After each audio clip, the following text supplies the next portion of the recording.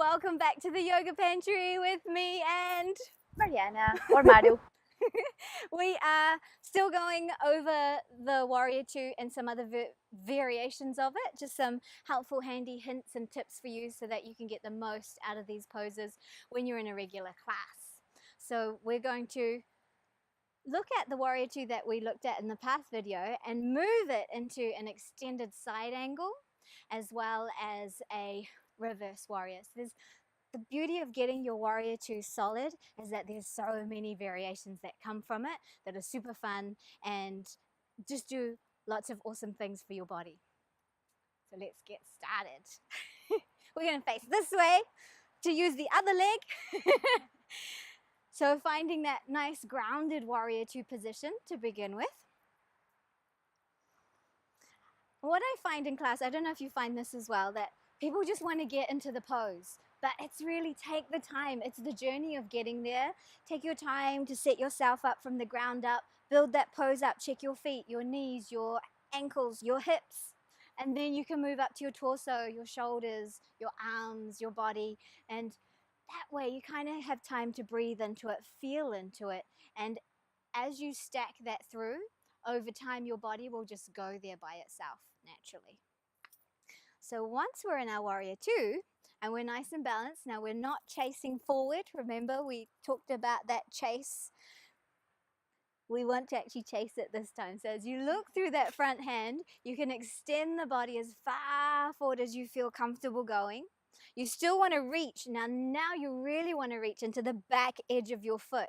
So then you can start to cartwheel your hands resting gently. And sometimes it's nice to actually start with this on the hip. On the hip there. And that helps you open your body a little more. We don't want to dump all our weight into this arm. It's just a gentle guide. Maru's doing all the hard work today and I'm just doing the tips. It's so great. Now, a really nice thing to work your extended side angle here is to think about spiraling your lower rib cage forward and your upper rib cage up and back towards the sky.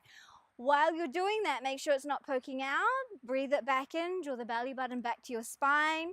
You can either look up, straight ahead, or down. It depends on what you want to do with your neck. All of those are perfect. You could stay here, or you could then extend up into a beautiful lengthening pose, finding all of that balance, stretching out. So now we're using that lift from the ground all the way to the fingers.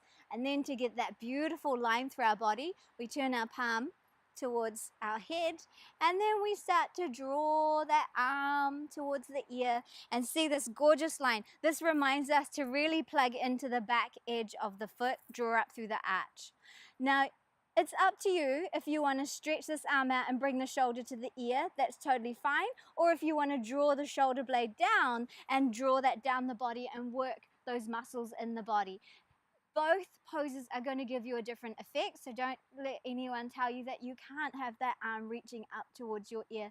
Our arms are built to reach in this direction, so it's totally good to get that beautiful stretch.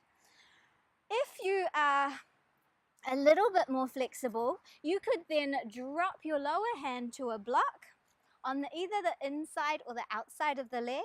Coming to the inside allows you to press your arm against your leg and your leg against your arm.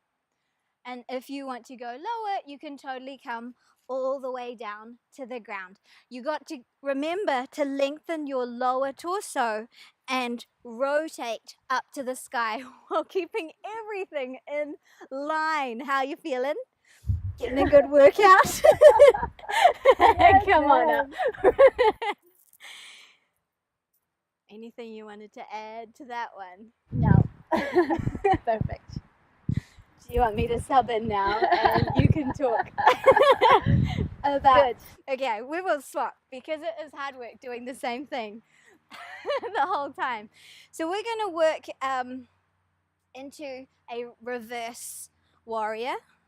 Whoops, I'm going to face this way because that's where you guys are. So find your Warrior 2, make sure you're not chasing anywhere forward, use that length up through the body, extend out, drop the shoulders, gaze confidently over your front hand. And now, I'll let you do it. And now, we can reach forward with your right hand, forward, reach, and then you turn the palm up and over. Keep bending that front knee as best you can. And then with that arm, again, I like to place my arm behind my back. That reminds me to open up the chest. And you can look up, or again, whatever is best and more comfortable for your neck. And you don't have to be as deep as we are in these lunges. You can be a little higher up. You can also just reach your arms straight up for length rather than reach back. This is going to give you a lovely big stretch, especially if you've been doing a lot of core work though. And then if you need some support, little hand on the hip. It's all good. Little hand on the leg, but don't push and don't drop into the knee. This can slide down the leg if you want, that's all good, but I also prefer to bring my hand behind. And if you're really sneaky, you can tuck it right into that thigh and get a really big stretch. That's hard work. So you can try that. Yeah, lots of things happening. Those are two lovely variations that you can do in a Warrior 2. There's of course lots of other ones. Play with those for today, and we'll see you next week with a triangle pose. Ba, ba, ba. See you next time.